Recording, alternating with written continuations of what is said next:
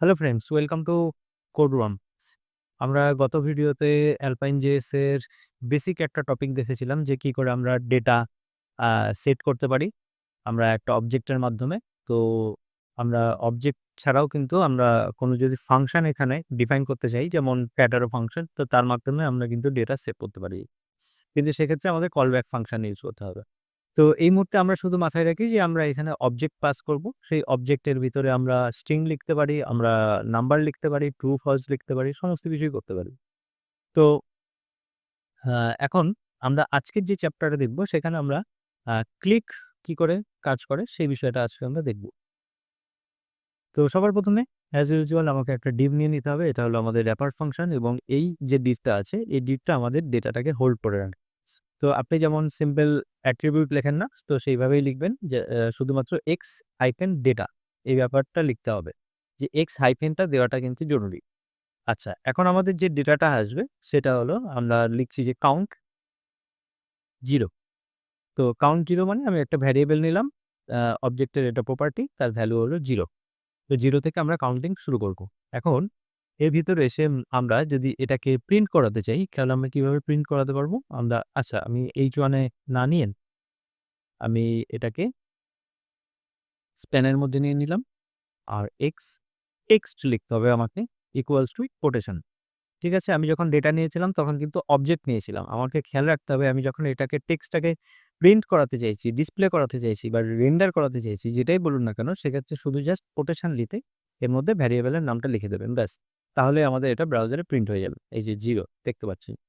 আচ্ছা, কেউ যদি এই ভিডিও থেকে ১ম দেখা শুরু করেন, তাহলে আমি বলব গত ভিডিওগুলোতে আমি দেখেছিলাম যে কিভাবে সেটআপ করতে হয় ওই অ্যালপাইন জেএসটাকে।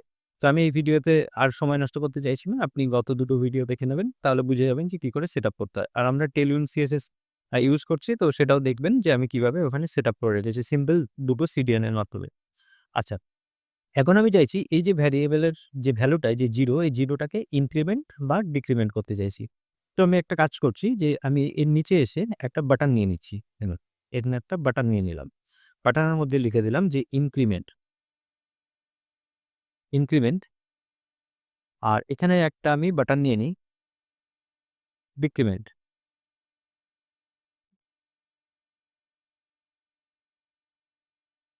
Button decrement. একটা ইনক্রিমেন্ট বাটন, একটা ডিক্রিমেন্ট বাটন। এখন মনে হতে পারে এ তো বাটনের মতো দেখতে লাগছে না। কারণ আমি টেলুইন যখন ইউজ করছি না, তো তখন এটা কমপ্লিটলি আ সমস্ত সিএসএস সরিয়ে দেয় টেলুইন। তো সেইজন্য এটা বাটনের মতো দেখতে মনে হচ্ছে না। তো আমরা সিএসএস দিয়ে করে নিতে পারি, কোনো অসুবিধা নেই। তো আমাদের এখন মেইন ফাংশনালিটি জানাটা প্রয়োজন। তো আমরা আগে সেটা দেখি যে আমরা কি করে বাটনটাকে বানাতে পারি। আর যারা অলরেডি রিঅ্যাক্ট জানেন, তো তারা আজকে দেখতে পাবেন যে অ্যালপাইন জেএস এ কত সহজে ইনক্রিমেন্ট ডিক্রিমেন্ট করে ফেলা যায়। তার জন্য কোনো হুকের প্রয়োজন হয় না। তো আমরা এখানে লিখব কি এক্স হাইফেন অন। আমি আগের দিনে বলেছিলাম যে এখানে কিন্তু সমস্ত কিন্তু এক্স হাইফেন দিয়ে তারপরে শুরু হয়। ঠিক আছে? এগুলো হলো অ্যাট্রিবিউট। তো এক্স হাইফেন তারপরে আমাকে লিখতে হবে ক্লিক। যেহেতু আমি ক্লিক ইউজ করতে চাইছি। ঠিক আছে? আর এই যে অ্যালপাইন জেসটা যদি একবার শিখে যান, তো আপনার ভিউ শিখতে কিন্তু অনেক সহজ হবে। কারণ ভিউ থেকে ইন্সপায়ার্ড হয়েছে এটা।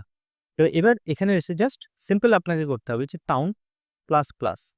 ঠিক আছে? ব্যাস এতটুকু। এতটুকু যদি আপনি লেখেন যথেষ্ট। এবার যদি আপনি ইনক্রিমেন্ট এ ক্লিক করেন, দেখুন এখানে হচ্ছে।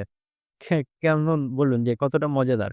আমরা যদি এই কাজটাই রিঅ্যাক্ট এ করতে যাইতাম, তো আমাকে কত কিছু হুক এনে তারপরে আমাকে আ ফাংশন দিয়ে আপডেট করাতে হতো।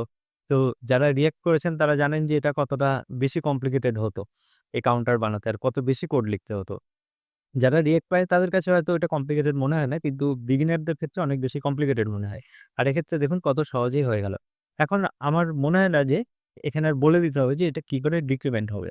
তো এক্স আইকন, তারপরে আমি যদি এখানে লিখি ক্লিক, তারপরে আমি এখানে যদি লিখে দিই যে কাউন্ট মাইনাস, তাহলে আমার এটা কিন্তু ডিক্রিমেন্ট হবে। এই যে দেখুন কত সহজে ডিক্রিমেন্ট হচ্ছে, ইনক্রিমেন্ট হচ্ছে। ঠিক আছে? আমরা এরপরে দেখব এর উপরে কি করে আমরা লজিক লাগাতে পারি। ঠিক আছে? যে কাউন্টটাকে 0 তে আটকে দেবো বা মেক্সিমাম কাউন্ট আমরা 10 অব্দি নেব বা 100 অব্দি, সেই সমস্ত কিছুই করা যাবে। কোনো অসুবিধা নেই। আচ্ছা, এবারে একটা ছোট্ট টিপস দিয়ে রাখি যে এই যে এক্স অন যেখানে আছে যে ক্লিকের উপরে যখন এক্স অন দিচ্ছেন মানে এটা হলো অ্যাডভেন্ট লিসেনার। তো সেটার একটা শর্টকাট দিয়ে রেখেছে অ্যালপাইন। বলছে যে এতটুকু অংশ আপনার লেখার দরকার নেই। আপনি যখন ক্লিকের সঙ্গে এক্স অন জুড়ছেন এতটুকু লেখার দরকার নেই। তার বদলে আপনি জাস্ট একটা সিম্বল দিয়ে দিন। এই এতটুকু অংশ লেখার দরকার নেই। তার বদলে জাস্ট একটা সিম্বল দিয়ে দিন। এবার সিম্বল দিয়ে দিলে কি হবে? আপনি এখন যখন ইনক্রিমেন্ট করবেন, ডিক্রিমেন্ট করবেন একই রকমই কাজ হবে। এবার পুরো যে প্রজেক্টটা আছে সেই প্রজেক্টটাকে আমি এখানে একটু ক্লাস লিখে দিচ্ছি। ক্লাস লিখে দিয়ে এখানে আমি একটা দিয়ে দিচ্ছি যে প্যাডিং 10 প্যাডিং 10 মানে 10 ইনটু 4 40 তো 40 পিক্সেল মতো আমি এখানে একটা প্যাডিং দিয়ে দিলাম। এবার বাটনগুলোর একটা আমি স্টাইল করে দিচ্ছি। তো স্টাইলটা লেখার পদ্ধতি এইভাবে মানে আমি জেনারেলি এইভাবে লিখতে পছন্দ করি। তাহলে আমার পড়তে সুবিধা হয় জিনিসটা। ঠিক আছে? তো আমি দেখিয়ে দিচ্ছি যে কিভাবে আপনারা স্টাইল করতে পারবেন। তো আমি এখানে লিখে দিলাম বিজি রোজ 500 এটা খুব সুন্দর সুইট একটা কালার আপনি দেখতে পাবেন এখানে। আর এর করে দিল টেক্সট হোয়াইট প্যাডিং এক্স মানে হলো রাইট লেফটে প্যাডিং এক্স 2 আর প্যাডিং ওয়াই আচ্ছা প্যাডিং ওয়াই 2 প্যাডিং এক্স আমি 3 দিচ্ছি আর এটাকে করে দিচ্ছি রাউন্ডেড। ওকে? তো এটা দেখুন একটু গোল হয়ে গেছে। আপনি যদি একটু বেশি রাউন্ড করতে চান বর্ডার রেডিয়াসটা তাহলে এখানে আপনি এলজি লিখতে পারেন। একই জিনিস আমি এখানে আর লিখে সময় নষ্ট করব না আপনাদের। তো সেম জিনিস আমি এখানে আবার কপি করে নিচ্ছি এই বাটনের ক্ষেত্রে। এই যে এখানে আমি পেস্ট করলাম। একই জিনিস আমি এখানে পেস্ট করে দিলাম। তো এই বাটনটা আমার দেখতে বাটনের মতো হয়ে গেল। এবার এর সঙ্গে আমরা হোভার ইফেক্ট দিতে পারি। আমরা কিন্তু অ্যালপাইন জেএস এর সঙ্গে টেলউইন্ডটাও শিখছি। তো বিজি রোজ হাইফেন 600 তো এটা 500 দিয়েছিলাম। একটু বেশি ডার্ক হবে এটা। ঠিক আছে? আর একটু স্মুথনেস আনার জন্য আপনি এখানে ট্রানজিশন এভাবে লিখে দিতে পারেন। তাহলে এটা একটু স্লো হয়ে যাবে। ঠিক আছে? একটু ট্রানজিশন আপনি দেখতে পাবেন। এখানে টাইমও সেট করা যায়। তো এই মুহূর্তে আমাদের টাইম নিয়ে ভাবছি না। আপনারা নিজেরাও এক্সপেরিমেন্ট করতে পারবেন এটা। আমি জাস্ট একটা সিম্পল বাটনটা বানিয়ে একটু দেখতে সুন্দর বানিয়ে দিলাম এটাকে। দেখছেন? এখন এই নাম্বারটা বাড়ছে, নাম্বারটা কমছে। আপনারা এই স্প্যানেরও একটা স্টাইল দিয়ে দিতে পারেন। এখানে এসে ক্লাস লিখে দিতে পারেন। দিয়ে ফন্ট বোল্ড টেক্সট এখানে আমি করে দিলাম 2 এক্সেল তাহলে একটু ফন্টটা বড় হয়ে যাবে দেখতে। ঠিক আছে? এবার দেখুন কত সিম্পল যে আমি একটা এখানে ভ্যারিয়েবল নিয়েছি। ভ্যারিয়েবলটা কি? একটা অবজেক্ট। যে অবজেক্টের ভিতরে আমার কাউন্ট 0 রয়েছে। এই কাউন্টটাকেই আমরা ম্যানিপুলেট করছি। এটা হলো একটা রিঅ্যাক্টিভ স্টেট। ঠিক আছে? এটাই হলো ভ্যারিয়েবল যে ভ্যারিয়েবলের ভ্যালু চেঞ্জ হবে। সেটা আমরা যারা রিঅ্যাক্ট করেছি তারা জানি যে সেখানে স্টেপ মানে কি বোঝায়। তো এখানে কত সহজেই আমরা কাউন্ট মাইনাস, মাইনাস দিলে এটাকে ডিক্রিমেন্ট হয়ে যায়। কাউন্ট প্লাস, প্লাস দিলেই আমার ইনক্রিমেন্ট হয়ে যায়। কত সিম্পল, তাই না? তো এটা অনেক বেশি পাওয়ারফুল। আমরা আরো জিনিস শিখব। আজকের ভিডিও এতটুকু রাখছি। যদি আপনারা লাইক, শেয়ার, সাবস্ক্রাইব না করে থাকেন কাইন্ডলি করবেন। তাহলে মোটিভেটেড হব। লাইক, শেয়ার, সাবস্ক্রাইব করতে গেলে আপনার কোনো খরচা হচ্ছে না। জাস্ট একটা সিম্পল ক্লিক, তাই না? তো এটা অনেক হেল্প করবে আমাকে আরো ভালো, ভালো ভিডিও আনার জন্য। আজকের ভিডিও এতটুকু রাখছি। আমাদের পরবর্তী ভিডিওতে আবার নতুন কিছু দেখব। টাটা।